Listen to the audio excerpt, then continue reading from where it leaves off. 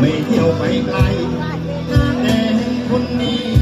มาขอมองแก้มทีพรุ่งนี้จะเจอกัน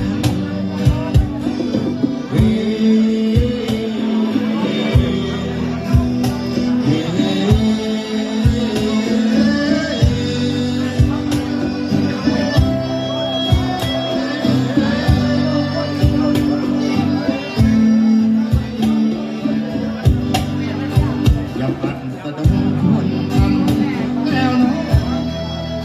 อย่าปัดสะดงทวนคำลงแล้วเนาะ